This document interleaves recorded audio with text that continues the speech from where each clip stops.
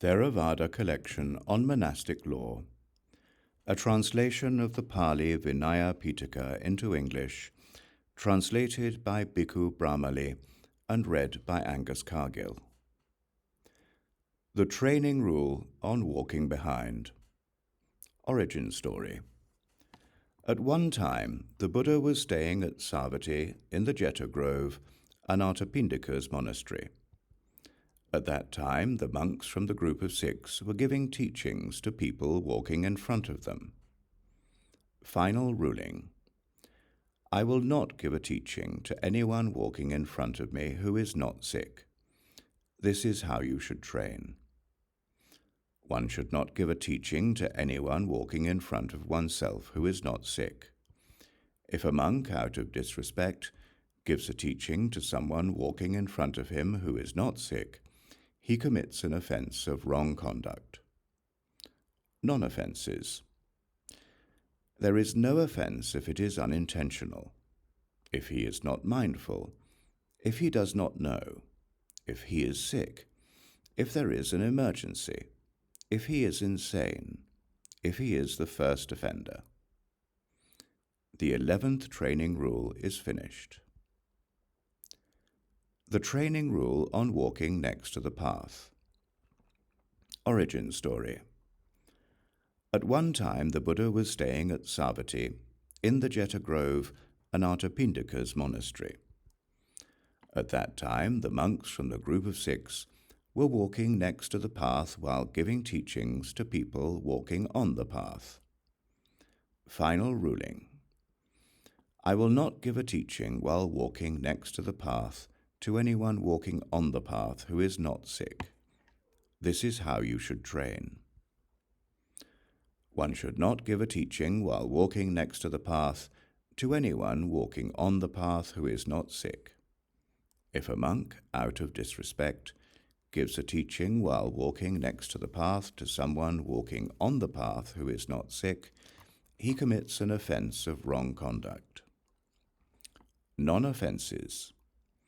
There is no offense if it is unintentional, if he is not mindful, if he does not know, if he is sick, if there is an emergency, if he is insane, if he is the first offender. The 12th training rule is finished. The training rule on defecating while standing. Origin story. At one time, the Buddha was staying at Savatthi in the Jeta Grove, Anathapindika's monastery. At that time, the monks from the group of 6 were defecating and urinating while standing. Final ruling. When not sick, I will not defecate or urinate while standing. This is how you should train. If one is not sick, one should not defecate or urinate while standing. If, out of disrespect, a monk who is not sick defecates or urinates while standing, he commits an offense of wrong conduct. Non-offenses. There is no offense if it is unintentional, if he is not mindful, if he does not know, if he is sick, if there is an emergency, if he is insane, if he is the first offender.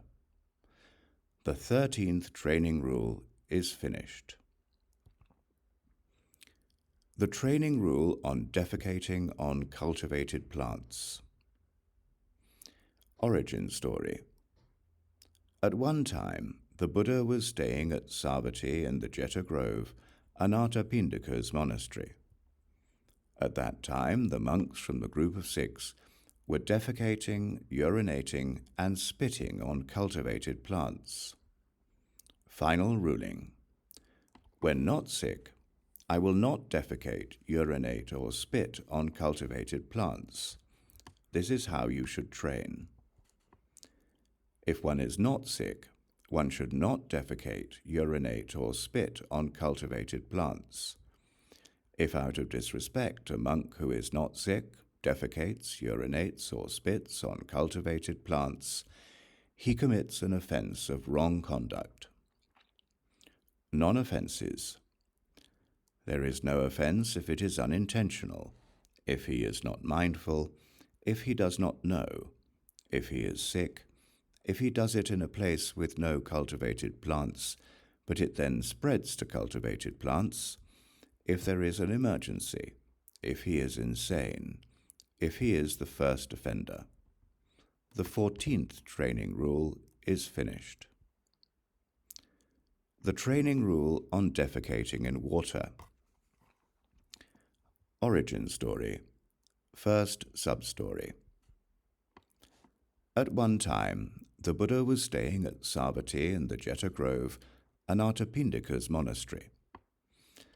At that time, the monks from the group of 6 were defecating, urinating, and spitting in water. People complained and criticized them. How can the Sakyan monastics defecate, urinate, and spit in water? They're just like householders who indulge in worldly pleasures. The monks heard the complaints of those people, and the monks of few desires complained and criticized those monks. How can the monks from the group of 6 do this? Is it true, monks, that you do this? It's true, sir. The Buddha rebuked them. Foolish men, how can you do this? This will affect people's confidence. And monks, this training rule should be recited like this. Preliminary ruling. I will not defecate, urinate, or spit in water. This is how you should train. In this way, the Buddha laid down this training rule for the monks. Second sub-story. Soon afterwards, being afraid of wrongdoing, sick monks did not defecate, urinate, or spit in water. They told the Buddha. Soon afterwards, he gave a teaching and addressed the monks. Monks, I allow a sick monk to defecate, urinate, or spit in water. And so, monks, this training rule should be recited like this. Final ruling. When not sick, I will not defecate, urinate, or spit in water. This is how you should train. If one is not sick, one should not defecate, urinate, or spit in water. If out of disrespect a monk who is not sick defecates, urinates, or spits in water, he commits an offense of wrong conduct. Non-offenses. There is no offense if it is unintentional, if he is not mindful, if he does not know, if he is sick, if he does it on dry ground, but it then spreads to water, if there is an emergency, if he is insane, if he is deranged, if he is overwhelmed by pain, if he is the first offender. The 15th training rule is finished. The 7th subchapter on shoes is finished. Venerable, the rules to be trained in have been recited. In regard to this, I ask you, are you pure in this?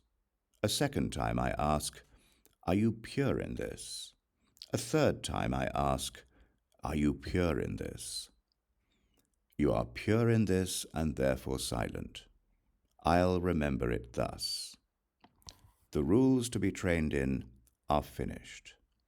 The chapter on training is finished.